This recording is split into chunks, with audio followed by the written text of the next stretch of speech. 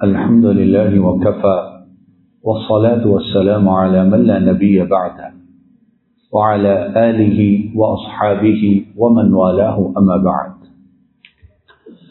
أعوذ بالله من الشيطان الرجيم. بسم الله الرحمن الرحيم. ومن الليل فتهجد به نافلة لك عسى أن يبعثك ربك مقاما محمودا.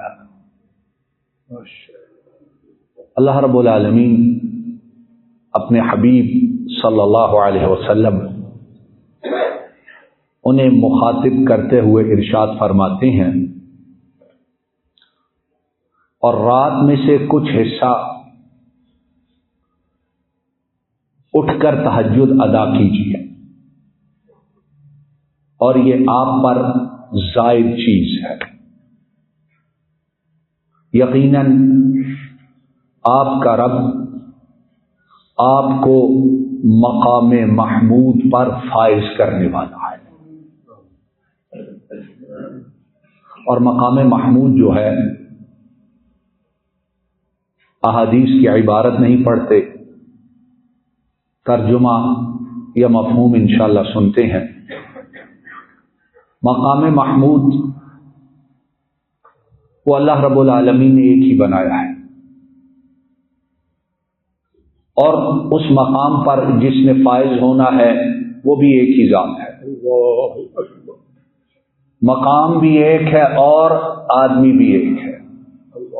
ہوتا ہے نا، چیز ایک ہو تو مقابلہ کرنے والے، کمپٹیشن، مسابقین، کمپٹیٹرز بڑے ہوتے ہیں، لیکن ادھر ایسی بات ہی کوئی نہیں۔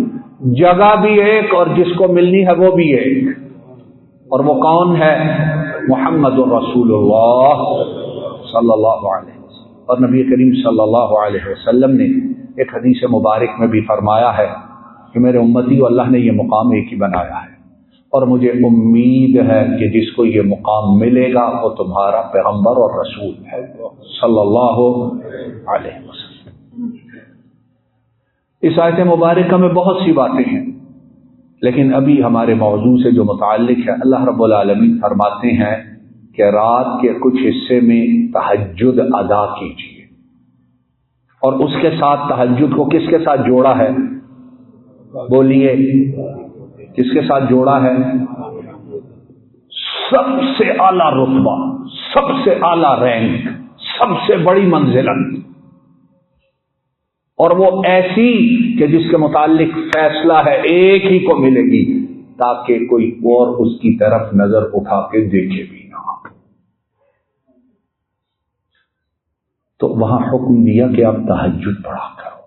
تو اس کا معنی کیا ہے کہ مقام محمود اور تہجد کا تعلق، تو بعض مفسرین نے بیان کیا کہ یہ تہجد آپ کو مقام محمود دلوانے کا ہم سبب بنائیں گے، یا جو مقام محمود ملنا ہے بطور شکرانہ اس کے لیے تہجد کی نماز ساری زندگی پڑھتے رہیں گے۔ کتنی بڑی بات ہے۔ تو اس سے کیا معلوم ہوا کہ نماز تہجد کیسی چیز ہے؟ اس کے سبب اللہ رب العالمین ہمارے حبیب صلی اللہ علیہ وسلم کو کون سا مقام عطا کریں گے جس سے ہے ہی کوئی نہیں۔ تو یہی تہجد اگر میری اور آپ کی زندگی میں آ جائے تو کیا کچھ ملے گا؟ بات سمجھ رہے ہیں؟ آ جائے، مقام محمود انہی کے لیے ہے، لیکن یہ ہے کہ مرتبہ، منزلت، مقام کیسا ملے گا؟ انشاءاللہ ایسا ملے گا جو انسان کے تصور اور ذہن سے بہت اوپر ہے چیز۔ اللہ رب العالمین نے اسی تہجد کو رمضان میں اپنے بندوں کے لیے بہت آسان کر دیا ہے، اور یہ تہجد رمضان میں اس کا نام کیا ہے؟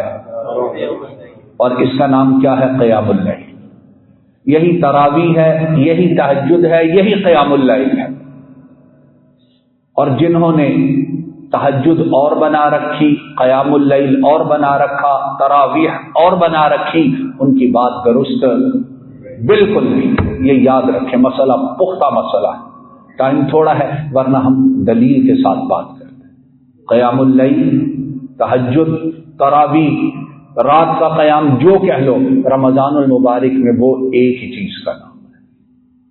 لوگ سمجھتے ہیں تراویح اور ہے، تہجد اور ہے، قیام اللیل اور ہے، نہیں، ایک ہی ہے۔ اب وہ تراویح، تہجد، قیام اللیل عشاء کے ساتھ ہی جڑ گیا ہے، تاکہ جو رات کو نہیں اٹھ سکتا، جاگ نہیں سکتا، اس فضیلت سے اس مبارک مہینے میں محروم نہ رہ جائے۔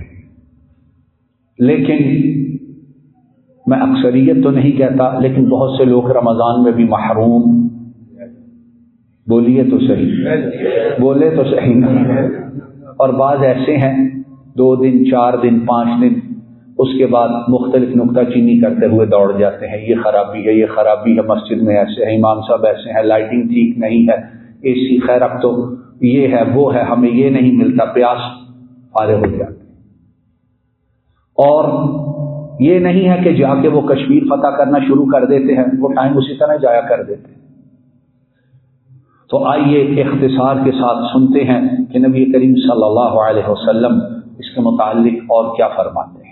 امام مسلم رحمہ اللہ تعالی حضرت ابو ہریرہ رضی اللہ تعالی عنہ سے بیان کرتے ہیں، وہ کہتے ہیں کہ نبی کریم صلی اللہ علیہ وسلم ہمیں رمضان میں قیام اللیل کی ترغیب دیا کرتے تھے، اور اللہ کے رسول صلی اللہ علیہ وسلم جب ترغیب دیں تو وہ کام معمولی ہوتا ہے۔ ایک ہے صرف بتانا، ایک ہے ترغیب دینا، تو دونوں میں فرق ہے کہ نہیں؟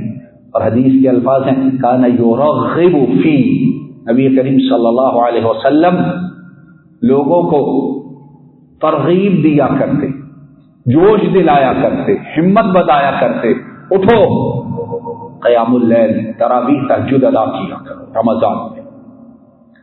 ہاں یہ ہے کہ آپ انہیں مجبور نہیں کرتے تھے، کیونکہ یہ واجب فرض نہیں ہے۔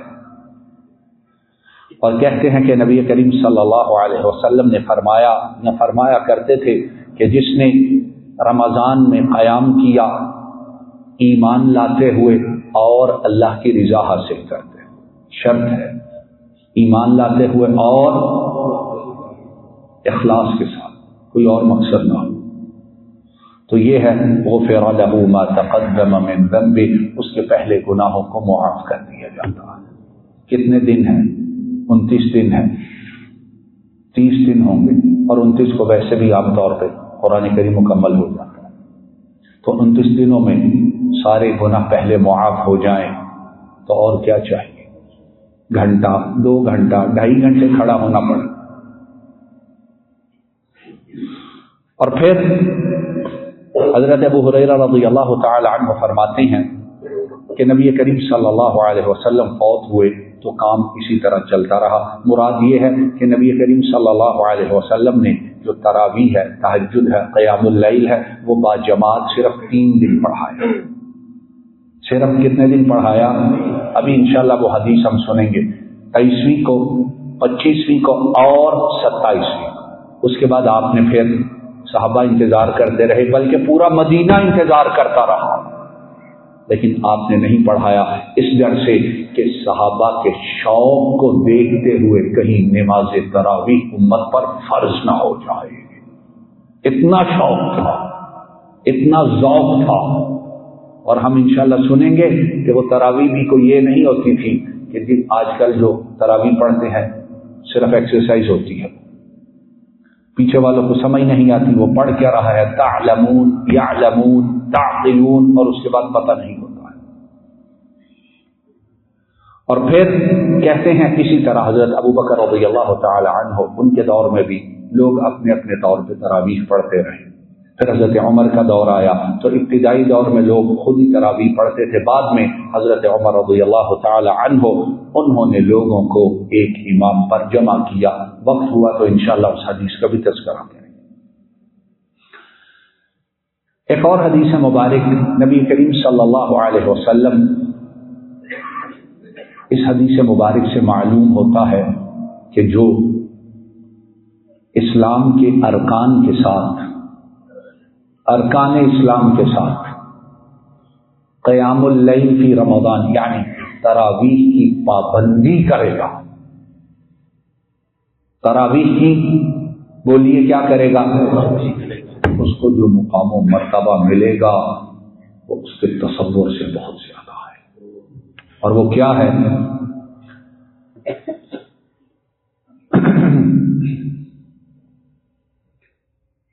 امام منذری اپنی کتاب الترغیب والترہیب میں اس حدیث کو لائے ہیں. حضرت عمر ابن مرہ الجہنی رضی اللہ تعالی عنہ یہ کہتے ہیں کہ قبیلہ قضاعہ اس کا ایک شخص نبی کریم صلی اللہ علیہ وسلم کی خدمت میں حاضر ہوا، یعنی ایک صحابی آئے. انہوں نے کہا کہ اللہ کے رسول صلی اللہ علیہ وسلم میں نے گواہی دے دی ہے کہ اللہ کے سوا معبود کوئی نہیں اور آپ اللہ کے رسول ہیں صلی اللہ علیہ وسلم، اور میں نمازیں بھی 5 وقت ادا کرتا ہوں، میں رمضان کے روزے بھی رکھتا ہوں. اب توجہ کیجئے، اور میں رمضان میں قیام بھی کرتا ہوں.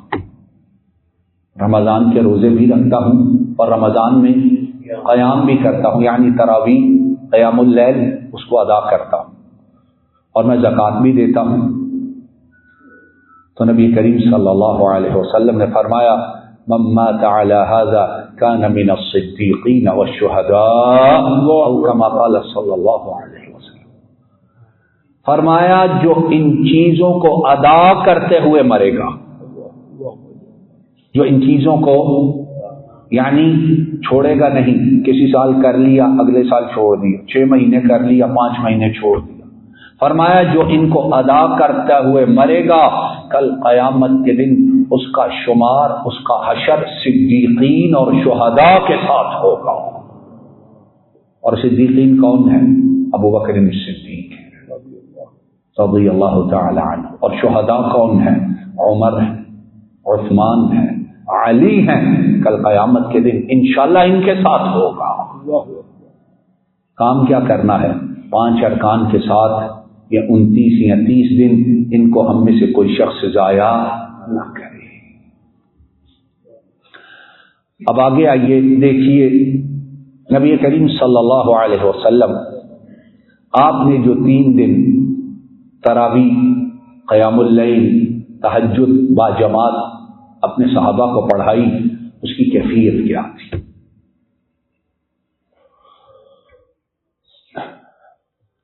امام احمد، امام ابو داود اور اسی طرح حدیث کی متعدد دوسری کتابوں میں یہ حدیث موجود ہے. حضرت ابو ذر رضی اللہ تعالی عنہ وہ کہتے ہیں کہ ہم نے نبی کریم صلی اللہ علیہ وسلم کے ساتھ روزے رکھے. مہینہ گزرتا گیا، آپ نے ہمیں با جماعت تراویح نہیں پڑھائی، یہاں تک کہ مہینے میں ختم ہونے میں باقی 7 دن رہ گئے. 7 دن رہ جائیں تو کون سا رمضان بنتا ہے؟ 23واں. تو کہتے ہیں جب 7 دن رہ گئے یعنی 23ویں رات تھی تو نبی کریم صلی اللہ علیہ وسلم آپ کھڑے ہوئے، آپ نے ہمیں امامت کروائی حتیٰ کہ 1/3 رات گزر گئی، 1/3. یعنی اگر 9 گھنٹے کی رات ہے تو 3 گھنٹے گزر گئے. کہتے ہیں اگلا دن آیا تو آپ کچھ نہیں پڑھایا، پھر اس سے اگلا دن آیا تو آپ نے پھر ہمیں امامت کرائی، تراویح پڑھائی اور آدھی رات تک پڑھائی. یعنی 9 گھنٹے کی ہے تو 4.5 گھنٹے تک تراویح پڑھائی ہے. اب تب مسجدوں میں یہ سہولیات موجود تھی؟ کیوں جی موجود تھی. احادیث میں آتا ہے جب بارش ہوتی تو نبی کریم صلی اللہ علیہ وسلم جب سجدہ کرتے اپنی مسجد میں تو آپ جب اپنی پیشانی مبارک کو اٹھاتے تو آپ کی پیشانی مبارک اس پہ سارا بارش کی وجہ سے کیچڑ لگا ہوتا تھا. اور جب گرمی ہوتی تو مسجد کس طرح تپتی ہو، سنگریزوں پہ، مٹی پہ مسجد تھی. تو اس مسجد میں کھڑے ہو کے کتنی دیر کھڑے رہے وہ لوگ؟ دوسرے دن 4.5 گھنٹے، یعنی اگر 9 گھنٹے کی ہے آدھی رات کو کھڑے ہیں. اب حضرت ابو ذر، ان کی محبت، ان کی چاہت، ان کی تمنا، ان کی تڑپ دیکھیے.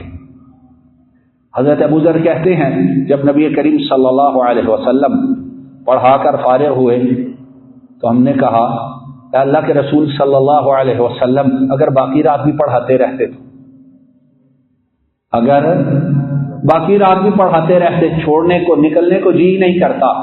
تو یہاں توجہ سے سنیے، نبی کریم صلی اللہ علیہ وسلم نے فرمایا کہ جب آدمی امام کے ساتھ کھڑا ہوتا ہے، یعنی عشاء پڑھی پھر تراویح پڑھی، یہاں تک کہ امام کے مسجد سے نکلنے تک اس کے ساتھ رہتا ہے، چاہے امام گھنٹہ رہے، 1.5 گھنٹہ ہو، 2 گھنٹہ ہو، 2.5 گھنٹہ ہو، تو فرمایا اس کے لیے ساری رات کے قیام کا ثواب لکھا جاتا ہے. تو اس لیے میرے صحابہ، تم لوگ میرے ساتھ رہے ہو اور میرے ساتھ ہی نکلنے لگے ہو، تو اس لیے یہ مت ڈرو کہ آدھی رات ضائع گئی، نہیں، ثواب پوری رات کا تمہیں انشاءاللہ ملے گا. پھر اس سے جو اگلی رات تھی 26ویں کی، اس میں نبی کریم صلی اللہ علیہ وسلم آپ نے امامت نہیں کروائی. پھر اس کے بعد 27ویں رات آئی تو حضرت ابو ذر وہ کہتے ہیں کہ نبی کریم صلی اللہ علیہ وسلم آپ نے اپنے گھر والوں کو بھی بلا لیا اور لوگ بہت اکٹھے ہو گئے. تو آپ نے اتنی لمبی تراویح پڑھائی کہ ہمیں ڈر ہوا کہ آج ہم سحری بھی نہیں کر سکیں گے. آج ہم کیا سحری بھی نہیں کر سکیں. یہ شوق، یہ ذوق اور یہ طلب کہ اللہ ہمارے پچھلے گناہوں کو معاف کر دے. اگر ان لوگوں کو ضرورت تھی تو ہمارے گناہ ان سے تھوڑے ہیں یا زیادہ ہیں؟ بہت زیادہ ہے. تو ہمیں اس کی کتنی زیادہ ضرورت ہے. اور پھر نبی کریم صلی اللہ علیہ وسلم وہ تراویح جو پڑھاتے تھے اس کی تعداد کتنی تھی اور اس کی حسن و خوبصورتی، اس کے متعلق ام المومنین عائشہ رضی اللہ تعالی عنہا وہ بیان کرتی. امام بخاری اور امام مسلم دونوں ہی اس حدیث کو ام المومنین عائشہ رضی اللہ تعالی عنہا ان سے لائے ہیں.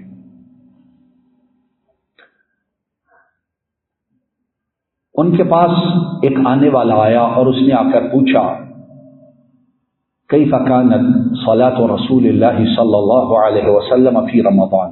ام المؤمنین ہمیں یہ تو بتائیے کہ نبی کریم صلی اللہ علیہ وسلم جب رمضان میں تراویح، قیام اللیل، تہجد وہ پڑھتے تھے وہ ہوتی کیسی تھی؟ کتنا شوق تھا ان کو، کیسی ہوتی تھی؟ تو ام المؤمنین عائشہ رضی اللہ تعالی عنہا انہوں نے فرمایا، اور یاد رکھیے یہ حدیث بخاری میں بھی ہے اور مسلم میں بھی ہے، اور ام المؤمنین عائشہ سے زیادہ جاننے والا اور وہ تو صرف رمضان کی نہیں، وہ تو سارا سال جو تہجد ادا کرتے تھے اس سے بھی واقف ہے کہ نہیں؟ ظاہر کی ساتھی، باطن کی ساتھی، خلوت کی ساتھی، جلوت کی ساتھی، رات کی ساتھی، دن کی ساتھی. وہ کہنے لگی سنو، نبی کریم صلی اللہ علیہ وسلم رمضان اور غیر رمضان میں 11 رکعت سے زیادہ کبھی پڑھا ہی نہیں کراتے تھے. 11 رکعت سے زیادہ کبھی پڑھا ہی نہیں. یہ کون کہہ رہا ہے؟ ام المؤمنین، جو ہم تمام کی ماں ہیں اور جنہیں ماں ماننا ایمان کو کامل کرنے کے لیے ضروری ہے. ان کو ماں ماننا اور ان کی جو بات ثابت ہو جائے آپ سے اس کو بھی ماننا میرے اور آپ کے ایمان کے لیے ضروری ہے. کیوں؟ وہ بیت نبوت میں تھی، وہ اس گھر میں ہے جہاں وحی اترتی ہے. وہ بات بتائیں وہ زیادہ قابل اعتماد ہے، یا بعد میں کو آنے والا نئی تحقیق کر کے بات کرے وہ قابل اعتماد ہے؟ وہی کس کے گھر میں وہی آتی ہے؟ یہ وہ خاتون بابرکت خاتون ہے، یہ پیغمبر علیہ الصلوۃ والسلام کے ساتھ ایک بستر پہ دونوں لیٹے ہیں، اس حالت میں جبریل امین وہی لے کے آتے ہیں، صحیح حدیث، ایک بستر پہ ہیں جبریل تب بھی آتے ہیں۔ یہ ایسی بابرکت عورت ہے، امینہ، صدیقہ، طاہرہ، مطہرہ،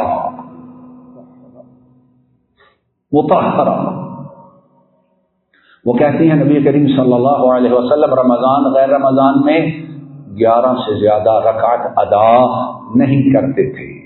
پھر طریقہ، صورتحال، کیفیت بیان کرتے ہوئے فرماتی ہیں کہ آپ صلی اللہ علیہ وسلم پہلے 4 پڑھتے، یعنی دو۔ اب ان کی جو خوبصورتی ہے اور ان کی جو طوالت ہے، فرماتی ہیں ان کے متعلق مت پوچھو، میں بیان ہی نہیں کر سکتی۔ کتنی لمبی ہوتی تھی میں نہیں بیان کر سکتی، خوبصورتی، حسن، لطف کتنا تھا میں ام المومنین عائشہ بھی بیان نہیں کر سکتی۔ پھر اس کے بعد آپ 4 اور ادا کرتے، 2 کر کے، اور فرماتی ہیں ان کی بھی خوبصورتی اور لمبائی اس کے متعلق مجھ سے مت پوچھو، میں بیان نہیں کر سکتی۔ پھر فرماتی ہیں کہ پھر اس کے بعد نبی کریم صلی اللہ علیہ وسلم 3 رکعت ادا کرتے، اور وہ کیا ہوتا تھا؟ وہ وتر ہوتا تھا۔ 8 اور 3 کتنی ہو گئیں؟ 11 ہو گئی۔ اور پھر فرماتی ہیں کہ میں نے کہا اے اللہ کے رسول صلی اللہ علیہ وسلم، اب حدیث میں یہ موجود نہیں ہے لیکن معنی یہ ہے کہ آپ 8 ادا کرنے کے بعد سو جایا کرتے تھے، 8 تراویح پڑھنے کے بعد سو جاتے تھے، پھر کچھ دیر آرام کرتے، پھر اٹھتے آپ تو اٹھ کر آپ 3 رکعت یعنی وتر ادا کرتے تھے۔ تو کہتی ہیں میں نے عرض کیا کہ اللہ کے رسول صلی اللہ علیہ وسلم آپ سوتے ہیں پھر اٹھتے ہیں تو وضو نہیں کرتے، وتر اسی طرح ہی ادا کر لیتے ہیں، حالانکہ یہ ہے امت کے لیے مسئلہ کیا ہے، سو جاؤ تو وضو دوبارہ۔ تو اللہ کے رسول صلی اللہ علیہ وسلم آپ کیوں ادا نہیں کرتے؟ تو فرمایا عائشہ میری آنکھیں تو سو جاتی ہیں لیکن محمد کا دل جاگتا رہتا ہے صلی اللہ علیہ وسلم، یعنی اللہ کے رسول ان پر غفلت کبھی طاری نہیں۔ آنکھیں سو جاتی ہیں آرام، لیکن جو دل ہے سمجھنا، ہر چیز معجزات میں سے ایک معجزہ ہے کہ دل جاگتا رہتا ہے۔ تو اس لیے میں اٹھ کر جو وتر ہیں وہ بغیر وضو کے ادا کرتا ہوں، اور یہ بات خاص ہے نبی کریم صلی اللہ علیہ وسلم کے ساتھ۔ اب یہ نہ ہو کوئی چپ کر کے سو جائے اور فجر جو ہے بغیر وضو کے پڑھ لے گی، میرا بھی آنکھیں سوتی ہیں، حالانکہ لوگوں نے آج کل پیر بڑے بنا رکھے ہیں، وہ کہتے ہیں ان کی ہر چیز ہی جاگتی ہے، ان کا سوتا ہی کچھ نہیں ہے۔ یہ بات خاص ہے کس کے ساتھ؟ محمد و رسول اللہ صلی اللہ علیہ وسلم کے ساتھ۔ اور نبی کریم صلی اللہ علیہ وسلم آپ نے جو 3 دن صحابہ کرام کو امامت کروائی، تراویح پڑھائی، ایک اور روایت میں ہے کہ 28ویں رات کو اتنے لوگ آئے کہ مسجد تنگ پڑ گئی، لیکن اس رات نبی کریم صلی اللہ علیہ وسلم باہر تشریف نہیں لائے۔ فجر کو آئے تو صحابہ نے عرض کیا کہ اللہ کے رسول صلی اللہ علیہ وسلم مدینہ سارا باہر انتظار کر رہا تھا۔ فرمایا میں غافل نہیں تھا، مجھے پتا تھا، لیکن میں اس لیے نہیں آیا کہ تم لوگوں کے شوق، رغبت، چاہت کو دیکھتے ہوئے کہیں آج کی رات وہی آ جائے، تراویح فرض ہو جائے اور بعد میں امت ادا نہ کر سکے تو مشکل میں گرفتار ہو جائے صلی اللہ علیہ وسلم۔ اور پھر عمر بن الخطاب رضی اللہ تعالی عنہ، جیسے کہ امام مالک نے بیان کیا، ان کے دور کی ابتدا میں بھی لوگ علیحدہ علیحدہ تراویح ادا کرتے تھے۔ ایک دن وہ آئے، لوگوں کو دیکھا ایک ادھر ہے، ایک ادھر ہے، 2 ادھر ہے، تو وہ کہنے لگے کیوں نہ ان کو ایک امام سے جمع کر دوں۔ تو امام مالک اپنی موطا میں بیان کرتے ہیں عمر بن الخطاب رضی اللہ تعالی عنہ، انہوں نے 2 صحابی، ایک ابی بن کعب اور دوسرے تمیم الداری، اور یہ دونوں بہت بڑی شخصیت کتنی بڑی ساری رات گزر جائے، ان کے مناقب شاید ہم بیان نہ کریں۔ آپ نے ان دونوں کو مقرر کیا، اور امام مالک موطا کی روایت ہے کہ آپ نے انہیں حکم دیا کہ تم اب لوگوں کی امامت کروایا کرو اور انہیں 11 رکعت تراویح پڑھایا کرو۔ کتنی پڑھایا کرو؟ 11 رکعت پڑھایا کرو۔ اللہ رب العالمین ہمیں قیام رمضان کی توفیق عطا فرمائے، اور جو نبی کریم صلی اللہ علیہ وسلم کی سنت ہے اس کے مطابق ادا کرنے کی توفیق عطا فرمائے، اور صحابہ میں جو چاہت، جو محبت، جو تڑپ تھی، وہ ساری کی ساری تو نہیں آ سکتی۔ اللہ رب العالمین اس کا کچھ حصہ ہمیں بھی عطا فرمائے۔ وآخر دعوانا الحمد للہ رب العالمین۔